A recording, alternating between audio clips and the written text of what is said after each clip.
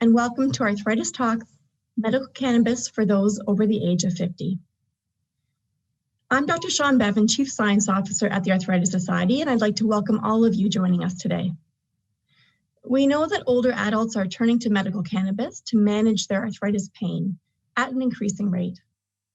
And we also know that as we age, we are more likely to have health issues that require medication, which can pose potential challenges when introducing medical cannabis. And that's why we're here today, to answer some of the most commonly asked questions that we receive about medical cannabis, and in particular for those people over the age of 50. Today's presenter is an expert in medical cannabis, and we are so fortunate to be able to have Winnipeg-based physician, Dr. Paul Daeninck, share his knowledge with us. Many of the questions that we receive do follow similar themes, so Dr. Daeninck will address those first through slides before we go into a Q&A at the end of the session. This webcast is best viewed on a laptop or desktop computer.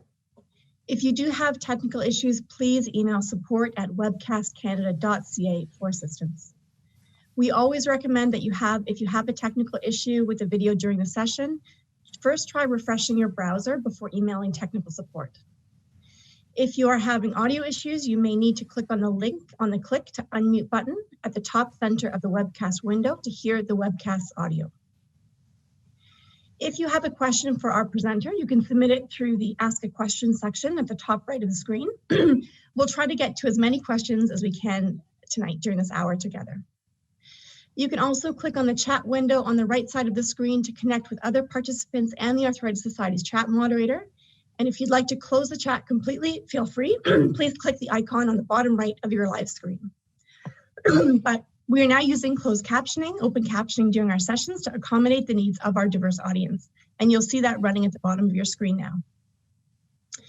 So before we get started, I just wanted to take a moment to thank our event partners, Apollo Cannabis Clinics, our exclusive cannabis sponsor, who you have the opportunity to speak with at their virtual information booth following the webinar. In addition to the support of Apollo, we are grateful to Pfizer, Novartis, United Way Winnipeg, the province of British Columbia, and our other sponsors for their financial support of our Arthritis Talks series. So with that, let's get started. Dr. Daeninck, welcome. We've had a number of questions come in and really about the basics of medical cannabis and cannabis. So could you just help us with a little bit of a level set about a brief overview about what exactly it is that we're talking about and what are some of the benefits and risks of using it? Sounds great. Thank you very much, Sean. Let me just see okay. So for those of you who are unenlightened, if I can use those words, this is a picture of the cannabis plant. Cannabis sativa, Cannabis ruderis, Cannabis indica are all different forms of that species. And the plants tend to create what we call cannabinoids. And these are the medical compounds or the chemical compounds within the plant itself that may have some medical benefit for us. Now, if we look at the plant a little bit closer, there are these what they call trichomes on the plant itself. It's within these small little buttons, if you will, that contain these cannabinoids, which have been found to be very useful for a variety of conditions, and we'll be reviewing that here today. If we take a look at cannabis itself, we know that within the flowering heads and leaves, we've got well over 400 compounds that have been isolated. Many of these are non-cannabinoids, things like terpenes, flavonoids. We'll talk about that in a moment. But in terms of the cannabinoids, that number has gone up over the past several years. When we first started talking about this, when we were looking at the breakdown of cannabis, there was maybe 60 types that are identified. Now we have more than 100 different types of cannabinoids that are identified. Of those, 2 are the most important. The tetrahydrocannabinol, or THC, that we hear about all the time. That tends to be what we call psychoactive. So people who are using cannabis for recreational purposes, that whole thing about getting high or having that euphoria, that's the main component that causes that. There are a number of other components, though, that are not psychoactive, but do have possible medical benefits. Cannabidiol or CBD is one of those, and that's between CBD and THC. That's what we'll focus on today. We are learning more and more about these different cannabinoids. Cannabidiol, for instance, I just saw a paper the other day where they were talking about the possibilities of using that in a variety of conditions. Terpenes are chemicals that give any sort of plant or any sort of compound, there's a number of different plants that form these. Terpenes give it that characteristic smell or that characteristic taste. So as you can see here, things like limonene you would find in citrus fruits. It has more of a citrus flavor, a citrus sort of aroma. Myrcene, camphene, eucalyptol, all of these give the plant, whatever plant it may be found in, as a sort of characteristic smell. These tend to be found in different amounts in both cannabis as well as its different species. So why do we use cannabis? Why are people looking at cannabis as something that can be useful for a medical purpose? It turns out that our bodies have developed over the millennia what's called an endocannabinoid system, and we've only really started to understand this since around the 1960s. We call it the endocannabinoid system because it is within the body. We know that there are cannabinoid receptors, so CB1, CB2 is the nomenclature or the short forms that we use for those. There are a number of other receptors, such as those like TRPV1, PPAR. Those are, again, scientific sort of terms for these receptors that we believe have some activity within the cannabinoid system. The ligands refer to the chemicals within our body that turn on or adjust, modify the system. Anandamide, 2-AG, PEA, all of these are found. And there are a number of other chemicals that we believe have the same sort of properties. This system also includes a number of enzymes that help to create these ligands, these chemicals, and also enzymes that help to break it down so that we have the right amount of endocannabinoid in our system at any one time.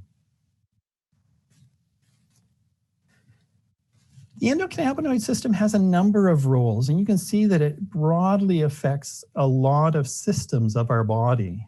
Everything from sleep or learning, regulates the regulation of breathing, can help with bone remodeling. There can be modulation of immune function and inflammation, which may be of some real importance here when we're talking about rheumatologic or inflammatory conditions. And you can see that it has a number of other activities or roles. And some of these we've been able to, if we will, target to get some benefit out of the use of these cannabinoids. So as I said, the two biggest or the two most important components of cannabis that we focus on are THC and CBD.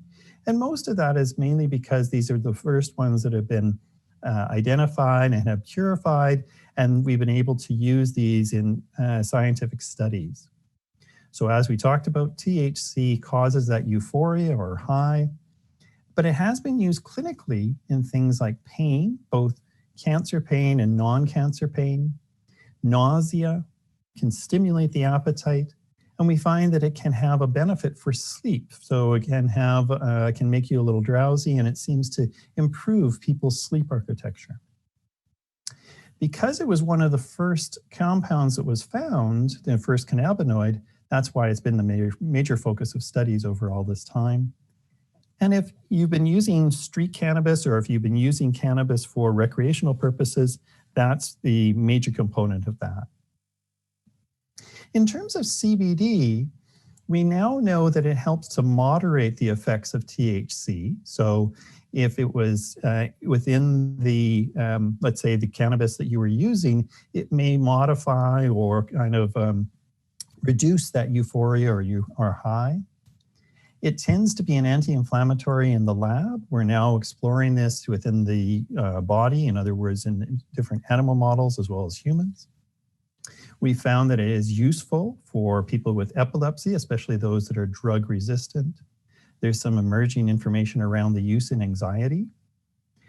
And because of some regulation changes that have happened both in Canada and the United States, we now find it in many products, such as food products. We know that it's been used for animal products, veterinary products.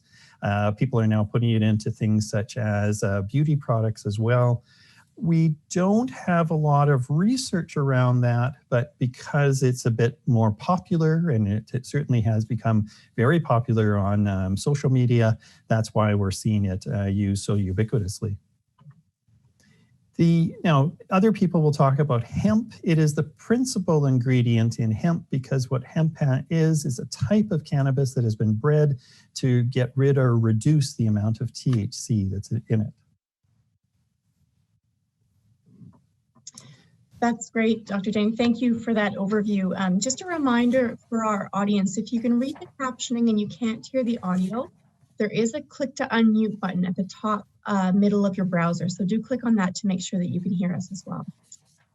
So Dr. Daeninck, many of the people viewing today did have many questions, specific questions about how medical cannabis could interact with some of their other medications. So could you just give us a sense of what we know on that front? And are there any particular interactions between medical cannabis and other drugs that we should be aware of?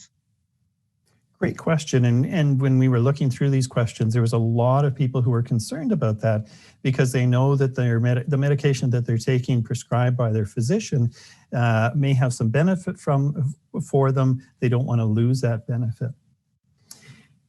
Some of this, if you will, we're just in the infancy of knowing exactly what medications can be affected by cannabis, partly because there hasn't been a lot of studies. The drugs that are listed here are the ones that we've seen both in terms of clinical activity and also reports. We've had some reports from different countries about the effects of cannabis upon these. So warfarin or Coumadin is a blood thinner, and we know that the use of cannabis, whether it's THC or CBD, can actually adjust the way this is metabolized. In other words, it can increase the metabolism, decrease the metabolism, and you would become more prone to bleeding. So we recommend that patients who are taking warfarin, Coumadin specifically, not use cannabis. There are other blood thinners that are around that we do not have much more information, but we have not seen any bleeding in them. The theophylline is a drug that helps for people who have emphysema or COPD, and this has been used. It's quite an old drug. It isn't used very much anymore, but we have seen that THC may affect those serum levels, and if it's decreasing serum levels, you may not get the same sort of benefit out of the medication. Out of some of the studies that we're looking at epilepsy, clobazam, valproic acid, both of these are anti-epileptic drugs.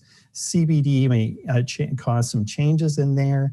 This is why we recommend if you do have epilepsy that you should be using any sort of cannabis product under the supervision of a neurologist or the physician that's comfortable with it.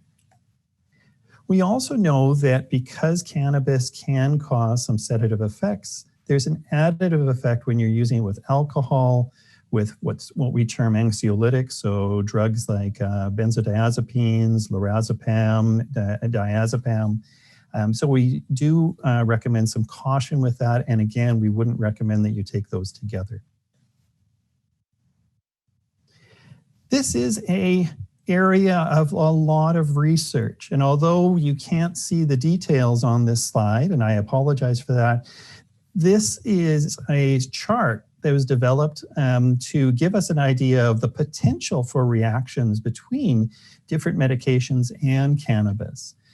These potential have not necessarily been terribly documented. It's more related to the enzymes that we have in our livers that are going to be useful for breaking down different sort of medications. So I think that it's any time that you're using a medication, it's important to talk to the physician or talk to the person who is supervising the use of cannabis. I know that within cancer care or within the care of cancer patients, we have to be cautious because there are a few chemotherapies or immunotherapies that may have an effect or may be affected by the use of cannabis. We are also asked about, who should use and who shouldn't use medical cannabis. And I think that that's important to review at this time. This actually is a position statement that was put out by the Canadian Rheumatologic Association. This comes from 2019. And I think that this is even valid today. There's a concern about brain development, and all of us have continued brain development until we're at least 25 years old.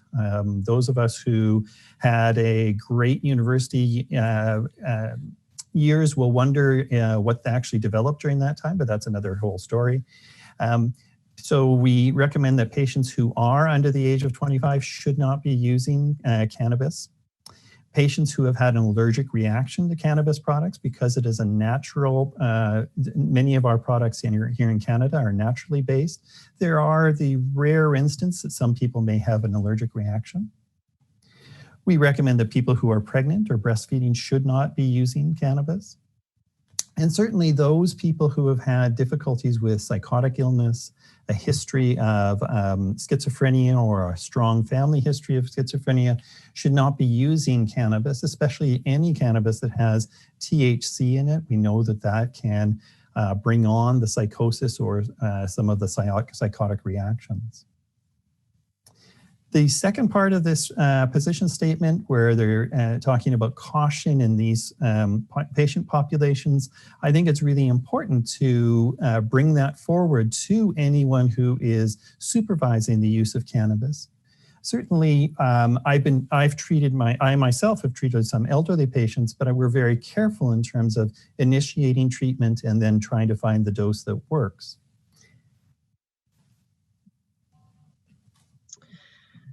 Thank you for that. And just appreciating that this is certainly an area of emerging research, and we will certainly learn more in time to come. We have received a number of questions about the safety of using cannabis and whether or not there's certain methods that are safer than others. So could you just share some thoughts around that piece? That's, and that's a really good question, because I think that many people, many well-meaning relatives or friends say, hey, I heard that this can be helpful. You should try this. And the trouble is that often we don't know where this is coming from. So whether it's a cookie or other sort of edible, a gummy, that can be important to know where and what's in it before you start using it. Again, when we take a look at the Canadian environment, we see that we have a variety of things that we can choose from. These cannabis-based medications are those that are approved by Health Canada and available through what we term licensed producers. These are companies that have been inspected, regulated, and their products are tested so we know exactly what's in them. So for instance, if you were to be smoking, although we don't necessarily recommend that for everybody, vaporization is a safer way to take it. This is a way of bringing it into the lungs and you get a very quick onset. And the duration is a little bit shorter than some of the other methods of delivery. It can be used, let's say, for an episodic pain symptom, something where you need rapid sort of action. The difficulty with this is that you do need to have some dexterity, especially when you're using these vaporizers. Not all of them are portable. So that would be another sort of thing that would prevent us from using that on a regular basis. The oral products that have been developed by the licensed producers now are available, and they can actually be effective for up to about 12 hours. And that's great when you're having difficulties with pain or other sort of symptoms, conditions. You want to have the longest duration of action that you can. We often will need to work a little bit harder to find the dose that is effective for patients, mainly because when you take the pill or you take the oil, it may take up to about an hour, hour and a half before it's fully active within the body. There are a variety of products that are either in a spray. I'm thinking of a product named Nabiximols, which is available by prescription, or there's a number of companies that are now putting it into a spray bottle and you're getting the same sort of benefit. This is very similar to the oral. Because of the strong taste, many people say, hey, you know, I don't want to take that. I want to use the capsules instead. For some people, they may have pain in a very localized spot. So let's say that it's a certain joint, just one joint or one muscle group that's causing problems. So the use of a topical may be best for them. You can actually get a high concentration of the effective dose in that area, and you're not having to worry about any sort of side effects from that. So again, within Canada, we have this lovely availability of all kinds of administrative products. I guess you would say the edibles are found under the oral. The edibles would be, it would be restricted in an amount of THC or CBD that is within that. So I do recommend anytime that you pick up one of these products, take a look at how many milligrams there are or how much percent is the same as milligrams per milliliter of cannabinoid in the product itself.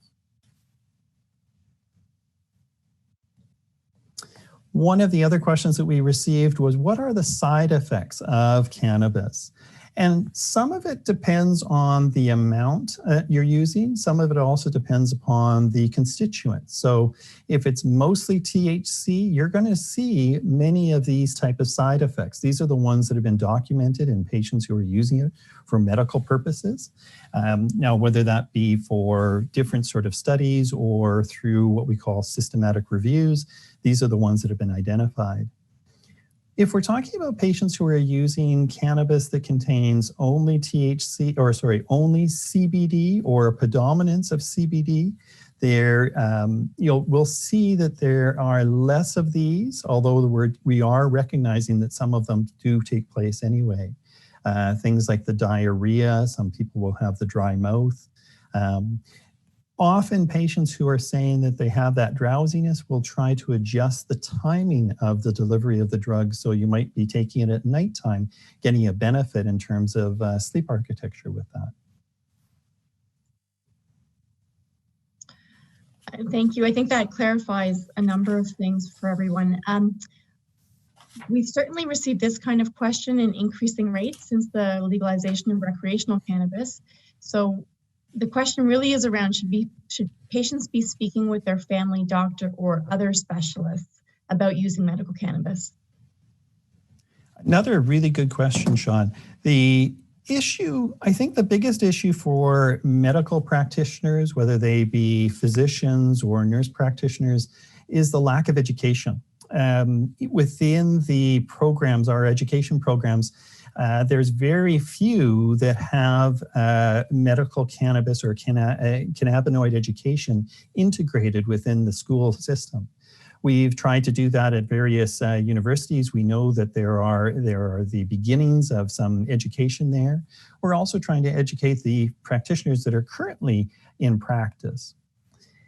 Interestingly, when we look at patients or doctors and those who treat rheumatic disorders, there's not a lot of research around their knowledge base or their, how would I say it, their approval of using the medication. This is a small study that came out of Israel back in 2016, and you can see some of these attitudes. So, the survey question, is there a role for any of these options for rheumatic conditions? And for medical cannabis, there was only about 9% that said. But when they take a look at using it with other sort of pharmaceuticals, that jumps up to about 50% of the respondents. Have you recommended a trial of cannabis? Well, nearly 50% of these physicians had recommended that should be something to use. And then if you go down to the fourth line there, would you write a medical cannabis prescription for a patient who did not respond to conventional treatments? That number jumps up to 80% or more. So certainly I think that the physicians recognize, the physicians and the nurse practitioners recognize that there are some benefits here. But again, how much education do you have moving forward with it will be more dependent upon what you've been able to access over that period of time. What we have seen, though, is that there's a recognition that physicians, nurse practitioners don't know enough, and there's been more focus on education. This is just 3 studies that I was able to bring up out of the literature within the last few months. So, you know, what we are looking for is more input to things like the medical schools, the nurse practitioner schools, as well as what we would call continuing professional education for healthcare professionals.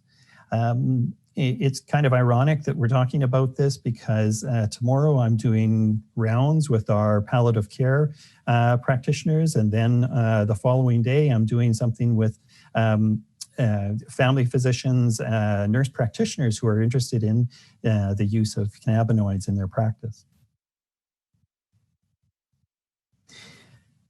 When a physician is open to listening and to working with you around the use of medical cannabis, there is the Health Canada program. It's probably best to discuss this with your healthcare provider. If he or she says, yes, let's register you, there is a process where you would go online and register with one of the licensed producers. There's approximately 70 who have a full range of products that you can use.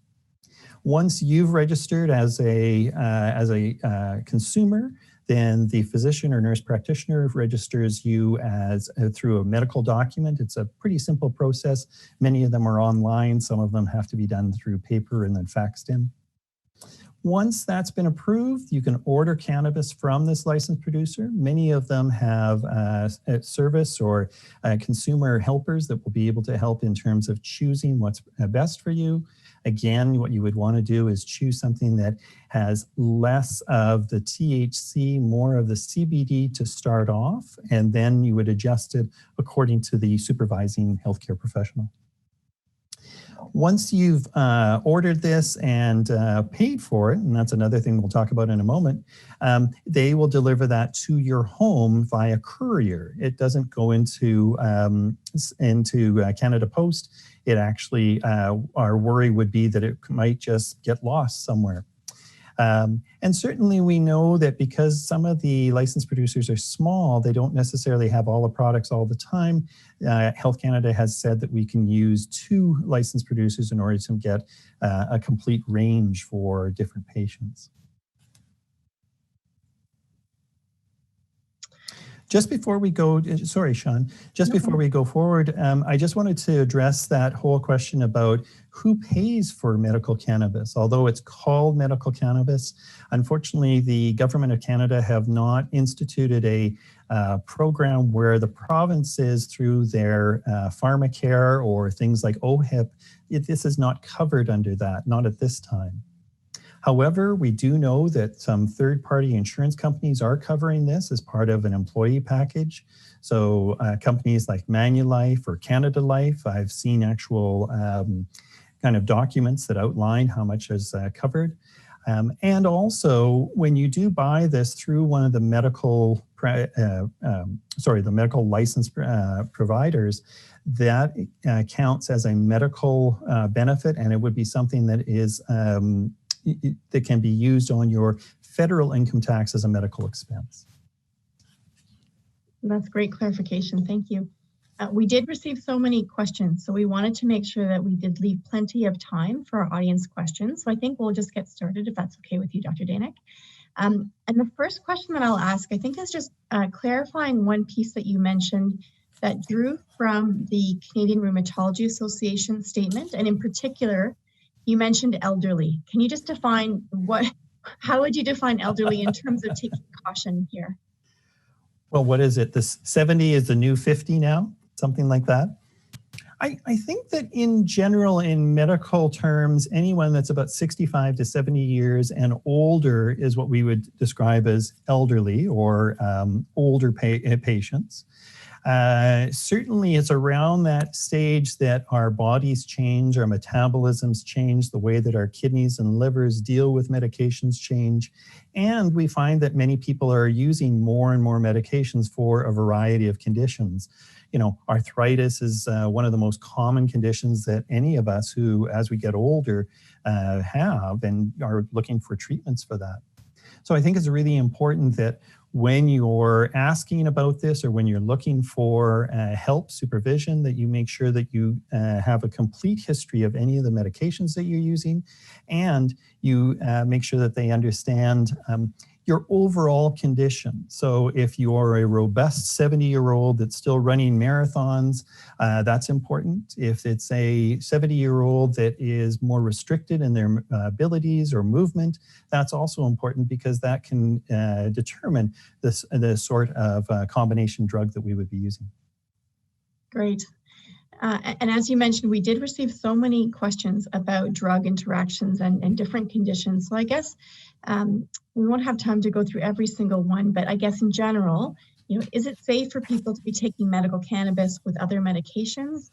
And, you know, in particular, just really clear about what your advice would be for patients or people who are in this situation. Really, I think it's really important to look at that. What we know we've presented, those are the things, those are the medications that we know and have been documented as having true interactions and can cause troubles. We're exploring more of the way that medications are broken down by different, what we call enzymes through the liver. And because of that, there may be an interaction with the different types of cannabis that we're using. So patients who are using high doses of, let's say, cannabis that has high amounts of THC may have different interactions than those who have higher doses of CBD. So I think it's really important to look at all of that. We do know that some of the antidepressants can have an effect, can have an interaction with cannabis. These are, again, what we call preclinical work that's been done with animals or within the lab. Have we seen a lot of it in the real world? Not a whole lot yet. So I think that it's important that we keep that in mind as we move forward. But again, you know, I just want to emphasize that when you're talking to any healthcare professional, make sure that you share all those medications, including things like herbal supplements, vitamins that you may be taking, because that will make an impact on what kind or what type of cannabis product you'd be using. Okay. So then thinking about people who've started to use medical cannabis, there's a question about, you know, do you build a tolerance for it over time, and should you expect to have to increase your dosing to get the same kind of relief? That's a really interesting question, because if you're looking at getting high, those people who are just using it for recreational purposes say that often over time they need to increase the amount of THC that they use. But when we've used it in medical purposes, so people who are using it for chronic pain, for sleep issues, even for epilepsy, we find that the dose is very stable. And in fact, over time, once that condition has stabilized, we find that people may need to use less of other medications. So you may have what we call an opioid sparing effect if you're using cannabis. We don't find that there is much in the way of tolerance where that dose has to increase. And that's very different than, say, something like a painkiller like morphine or codeine, for instance. So I think that what we're seeing medically is that people can use it for a long period of time, stay at the same sort of dose. There may be some adjustments up and down, again, depending upon what other sort of medications you're using. But for most people, it's kind of straight across. It's okay. Okay. Then maybe sort of building on that theme, if you stop using medical cannabis, would people expect to have withdrawal symptoms? We've seen that there's probably about 7 to 10% of people who will have some form of withdrawal. It's very mild. It's not like what we see with alcohol or with opioids, pain medications. Often it's an irritability for anywhere from 12 to 36 hours, and then it kind of goes away. People may find that they don't sleep very well for a short period of time. Interestingly, some people, once they stop, they wait a little bit, then they go back to it. They find that they don't need to titrate. They can go back to the same dose that they had benefit from before. There are others, though, that find that that might be too high a dose, so they have to kind of start at a lower dose and kind of work their way up. It's very much dependent upon how your receptors work, and we don't have a great idea of how the individual receptors respond to, an ongoing use of the cannabis. We're only looking at what's happened from experience, from what people tell us. So we've primarily been speaking about medical cannabis for arthritis in the context of pain control. Is there any evidence that you're aware of around medical cannabis influencing the underlying inflammation that we might see in disease? There's been a lot of work done in that. Most of it has been done in animal sort of models. I think that you're familiar with Dr. McDougall, who has worked out of Halifax. He's done some fantastic work in terms of looking at inflammation. We know that this is prevalent, is very valid in the animal models. We're now starting to see some of it being transitioned to human models. We're very early on in terms of studies looking at both osteoarthritis, rheumatologic arthritis. There's very few studies looking at fibromyalgia. In those, there was some benefit for patients, so there may have been, benefit in terms of inflammation. So I think that it's one of those, hey, we're just at the starting of this sort of journey. Stay tuned. We'll have some more information in a few months, few years. And should you expect CBD to work for some people and not for other people? Absolutely. In my own experience with patients, I've used a good physiologic dose. I'm looking to see some benefit, and then we get nothing. And so I have to say, okay, this isn't working. Maybe we need to use a little bit of THC with the CBD. Maybe this is not the compound for you. Maybe we need to look at something else. I think, though, you need to give it a good trial. If you just use it for 2 or 3 doses and it doesn't do anything, that's not enough. We often talk about a week to 2 weeks of at one dose, and then you would increase, try to titrate to the most effective dose for that patient. So that actually ties in nicely to another question that just came in about how do you know when you've reached that correct dose? Well, I think what you'll probably find is that there will be a benefit. You, as the patient, will notice, hey, I don't have as much pain. I don't have as much of the swelling. I can get out of bed a lot easier. Maybe I sleep better because I'm having less pain at night. I find that some of my cancer patients will come in and say, hey, you know what? That last dose change that we did, it made a difference. I didn't need as much of that other painkiller. If you find that you're getting side effects from other medications and you want to drop them, that's a good sign. That means that whatever cannabis product you're using is working and you're getting some sparing of those other medications. Okay. I think you've commented a few times about how this really is an emerging area of research, and we certainly have more to learn. I guess for our audience, maybe you can clarify a little bit why and how medical cannabis is a little bit different than normal pharmaceuticals that people might be used to, and why are we in this space where we actually don't know as much about it as we wish we could? Yeah, there's both a legal reason for that, as well as some of the legislation or regulation that has come out of it. Cannabis prior to the 1920s was on what we call the pharmacopoeia. We could prescribe it because it was a medication that we knew would have some benefit. There had been research done out of India, China, a number of other countries back in the 1800s that would tell us that it did have some benefit in a variety of conditions. In around the 1920s to 1930s, there was the whole idea around prohibition. So alcohol was one thing that they prohibited, and then they also looked at cannabis.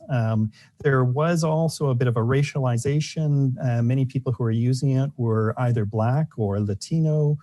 So therefore, that was a drug of evil, and therefore they would regulate it and put it on a schedule, made it illegal to own, to use. And because of that, we weren't able to do any research. In fact, no real research until the 1970s, when there was a little more knowledge around what it contains, what's in cannabis, and there might be some benefits for it. One of the biggest countries in the world, the United States, still has a federal law against the use of cannabis for medical purposes. Individual states are different. We're hopeful that with the recent change in legal or the recent change in government, that we might see an opening up of the use of cannabis in medical studies. Once we have those studies, then it'll be easier for us to say, oh, this would be a good drug for this compound, or sorry, this symptom or this condition. This other type of cannabis might be good for this based upon the studies that we're doing. Right now, it's very difficult to get permission to use it, very difficult to get funding to use it because of the whole legalistic hoops and hurdles that we need to jump to actually access it, to use it in these sort of studies. And of course, we're in an interesting space where recreational cannabis is now legal in Canada. So a few questions here about, is there a difference between medical cannabis and recreational cannabis? And maybe you could just define what we mean by those things. And in particular, why is it important for us to maintain that medical cannabis stream for patients? It's really important to distinguish between those. So recreational cannabis is a cannabis product that you can buy off the street. I wouldn't recommend it because we have no idea what's in there. We think that a lot of that comes from, if you will, grow ops that are contaminated, that they use different chemicals, they're not regulated, they're not inspected. The government-supported recreational market are cannabis products that have been, again, regulated, inspected, tested, so we know what's in it. We know how much you would be using. One spray equals so many milligrams of THC. So when we go to one of these bricks and mortar stores and buy it there, we know what we're doing, what we have and what we can do with it. However, the number of products or the range of products that are available there are restricted, and that's by law. They want to be able to give you products that would give you that sort of recreational, that high if you're looking for that. Very similar to when you go to the liquor store, there's a whole range of different liquors, beers, etc. that you can use. Medical, though, means that you're looking at specific products that X number or so much THC, so much CBD. And in using that, we can kind of pinpoint the amount that the patient would get to the milligram sort of thing. So, we know that when you're taking a dose of acetaminophen or Tylenol, 325 milligrams per tablet. Now we're talking about cannabis. Oh, there's 10 milligrams of THC in this tablet or this capsule. There's 50 milligrams of CBD in this amount of oil. So it's really important, now that we've measured it, we now can look at and determine the effect of that measured amount. So that way we actually have an ability to say, this product in this many milligrams causes this benefit. If we're just smoking street cannabis, we don't know how much we're taking. We're overwhelmed. We have the euphoria, or sometimes the paranoia, the hallucinations, the really kind of negative side effects. But we have no idea what sort of benefits there are for the patient because they're unable to give us that information.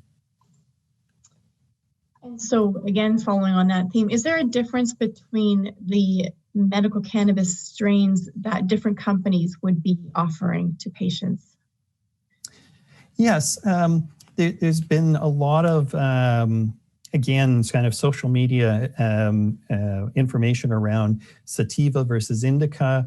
certain of the strains cause certain benefits, or, they kind of make you feel more drowsy, more sleepy. Do they increase your attentiveness? In terms of medical studies, we've never actually seen that sort of benefit. What we do see, though, is changes in terms of THC versus CBD. So if there's more THC, we can actually predict what sort of side effects or effects that will give you. If there is more CBD, then we know that you won't get those same sort of negative effects, but you may get more benefits from that CBD. For instance, the epilepsy. The products that they were using was almost pure CBD for those people that had drug-resistant epilepsy, and they had a marvelous benefit to that. And again, we were able to measure it because we were using so many milligrams, and then we would get that benefit out of it, the efficacy there. Okay. A little bit about side effects. Do people need to be concerned about driving after they're using medical cannabis? And also, should people be worried about things like that we hear with other marijuana conversations around the munchies and effects on sleep and things like that?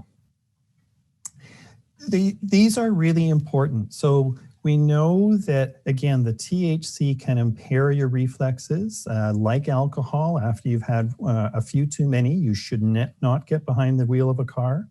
So products that have a fair amount of THC, we usually talk about 10 to 20 milligrams or more. You should not be driving for a minimum of 4 to 6 hours afterwards, because you're just not going to be able to determine, or you won't have good decision-making skills. We haven't seen that with CBD. There has been some studies looking at just CBD products or CBD-only products.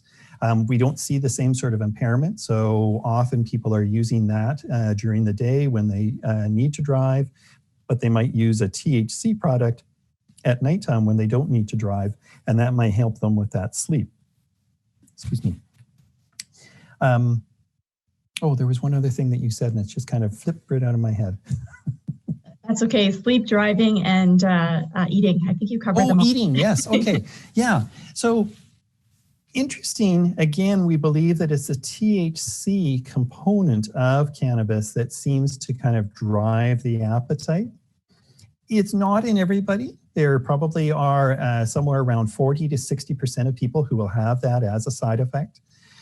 It's very useful when you've been losing weight or you haven't been able to keep weight on. So you think of people who have HIV or AIDS, people who have cancer, and they just are losing weight hand over fist. But for people that are having difficulty with weight gain, let's say from diabetes and such, that can be a real issue. Some really interesting but very preliminary research is showing that the different types or different components of cannabis may have a benefit for patients who have problems with diabetes. You can get better diabetic control using cannabis. And as I said, this is very, very early evidence. It's just starting to be looked at in terms of humans. So I think that I'm not recommending that everybody who has diabetes go out and get a joint to smoke, but rather I think that these are things that may give us some benefit over time. And for instance, if you're using it to help with inflammation and you find that it doesn't cause an increase in your appetite or doesn't cause you to eat more, then that's a good thing. And again, that's why we would look at, why don't we use more of the CBD rather than the THC components? Okay. So one of our viewers commented that we're starting to see some cannabis products in pharmacies, not necessarily medical cannabis that we're talking about today, but if you could share any thoughts on that and also some of the information that we're starting to see from pharmacists. Do you expect that to be a trend that will grow over time? I think it will. One of the largest pharmacy chains in Canada, Shoppers Drug Mart, has gotten into the medical cannabis industry. They're really working as more of a third party or a kind of a clearinghouse. They work with a number of suppliers. So you would apply through Shoppers Drug Mart and they'd be able to get you the type of cannabis that you want. The products that are being supplied in some of the pharmacies are those that are not being highly regulated. So things like topicals that we don't have and it may have more CBD rather than THC. There still is a regulation about the amount of THC that are in products such as that. The nice things about working with a pharmacist, they know medications. They know about the interactions. They know about the benefits. They know how these drugs will work, both on their own and with other medications that you're taking. So I think that, having a pharmacist as part of the group that you're working with is really, really valuable. That's great. You touched on this in your presentation, but maybe if you could give a little bit more information about initial dosing and how people should start if they're thinking about medical cannabis. One of the important things is start low. When we talk about patients that are probably middle age, and again, are they 70? Are they considering themselves as a 50-year-old? But what we often say, patients who are middle age who have never seen cannabis before should probably start with no more than about 2.5 milligrams of THC on a daily basis. And most of the time, we would want them to be dosing that at nighttime. If you're getting that drowsiness, it can be useful for sleep, won't affect your ability to drive and other things. I generally have patients on one dose, on that dose, 2.5 milligrams for anywhere from 5 to 7 days, and then we would make an adjustment based upon the benefits that they find. If we find that that's too much, there are some people that find even 2.5 to be very, sedating. Then I would say, well, let's bring it down to even 1 milligram of THC and then adjust from there. Interestingly, when we look at CBD, the dosing is different. Bodies use it differently. The way it's metabolized is different. So we often talk about starting as high as 10 to 20 milligrams of a product that only contains CBD or predominantly CBD. Some of the studies that have looked at it, for instance, for seizures, we're using doses as high as 10 to 20 milligrams per kilogram of weight. So in other words, a 70-kilogram person could be using, somewhere around 1,400 milligrams of this drug over the period of a day. So I think it's really important to realize that those are two different things. You just don't say, well, the doctor told me to start at 10 milligrams and it's THC. Wow, you're going to get an effect of one sort or another. I will also say, though, that people who have been using cannabis for a long period of time, if you're using it just for recreational purposes, you might need to start a little bit higher because they may have that little bit of tolerance. As I said, we do have patients that have some tolerance. So maybe 5 milligrams isn't enough. Start at 7.5 or 10 milligrams of THC and then adjust it from there. So I know that you're used to talking about milligrams in terms of dosing, and we've had a few questions about, can that be easily translated to drops, or is it really dependent on the product? Yeah, and that's a really important thing too. So again, Health Canada has said that the products that are now being given through the medical cannabis programs have to be measured in both milligrams as well as percentages. So percent is the same as a milligram per milliliter. So I think that you can also take a look at the drops. Most of them come with an eyedropper that would be measuring in milliliters. So starting with a half of a milliliter of a 10 milligram per milliliter product would be 5 milligrams. If you're starting at even 2.5 milligrams, you're starting at only a quarter of the eyedropper. So important to look at that. If it's difficult to do, like dexterity-wise, be sure to have someone else to help out. Many of the, and again, this is where a pharmacist can be really helpful. They can say, what you want to do is you want to measure this much and show how much.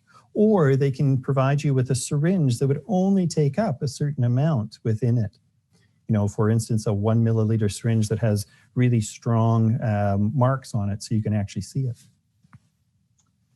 Maybe I could ask one final question that's come up a few times here. Do you have any thoughts for people who have tried to talk about medical cannabis to their physicians and haven't had really much success in terms of having that dialogue or that conversation? I think some of that goes back to the knowledge and the comfort that physicians or healthcare professionals have with this. Again, if you're only talking about 15 to 20% of the physicians who have had any sort of experience with it, they're very uncomfortable. Suddenly the patient is coming and asking for something that all you've heard of is to just say no. You know, when we went through the whole Reagan era, it was just say no, just say no. And we know that it was only recently legalized and regulated. So again, not a whole lot of comfort with that. I would say one of two things. One, you can talk to the physician, and if they know of some other physician that would be willing to do that, I think that that's a very valid way of getting a referral. We know that there are dedicated cannabis clinics that are out there, mostly run by physicians, nurse practitioners who have a lot of experience, who have been educated in the use of this product and can help out. There are some larger clinics that actually have cannabis educators where they can actually sit down with you, talk about why you would want to use this, how you would use it, and also talk about the different modes of administration. And those are found in just about every medium to large city across Canada now. So that's another way of looking at it. There's certainly this is a bit of a funny thing. Certainly there are pot docs in every city, people who have been identified as either specialists or people who have a great interest in this. They may be even running clinical trials where they would want to see patients and be able to enter them into these studies in order to get access to the proper doses or maybe some new products that are just coming out. For better or for worse, I have been identified in Manitoba and through Cancer Care as the cancer pot doc. So I do see a lot of patients who have requests and such. Great. So, okay, we really are running out of time for tonight's presentation. Before we conclude, do you have any final thoughts for our viewers? I think, this is something to think about when you're looking at your condition. If you're not getting benefits from any of the other medications that you're using, consider this, talk to the physician, even ask for a specialist consult. It may not be the right thing, but if it is, then it could make a huge difference to you on a daily basis. Wonderful. Thank you so much, Dr. Daeninck. So we would like to take just a few moments to get the audience's feedback on today's presentation. So those of you on a laptop or a desktop, you will see 3 poll questions, quick questions come up on your screen with multiple answer options. So please do click on the response that reflects your thoughts. The first question, did you find the information in today's webinar helpful to you? Have you had difficulty getting authorization to use medical cannabis for your arthritis pain? And do you think medical cannabis should be accessible through pharmacies for those with authorization to use it? So we would love to hear from all of you, and thank you in advance for your feedback. We will also be sending an evaluation form when we send out the recording of this webinar. So if you weren't able to access the poll questions, you'll have the opportunity to give us feedback at that time as well. So once again, we are grateful to Apollo Cannabis Clinics, Pfizer, Novartis, United Way Winnipeg, and the province of British Columbia for their financial support of this event. We invite you to support us as we work to continue to create valuable resources to help you better manage your arthritis. So if you are able, please do consider making a donation today at www.arthritis.ca/donate. We will be concluding this Arthritis Talks portion of the webinar momentarily. We do encourage you to visit Apollo Cannabis Clinic's virtual information booth, where Arash Tagbeh, Manager of Clinical Affairs with Apollo, will be available to answer your questions about how Apollo might be able to help support you. And you'll also have an opportunity to enter into a draw for a great swag bag. So the link is on the bottom right of your screen below the chat, and we've also posted the link within the chat. This does conclude Arthritis Talks, medical cannabis for those 50 plus. On behalf of all of us, thank you for joining us today, and do please stay well.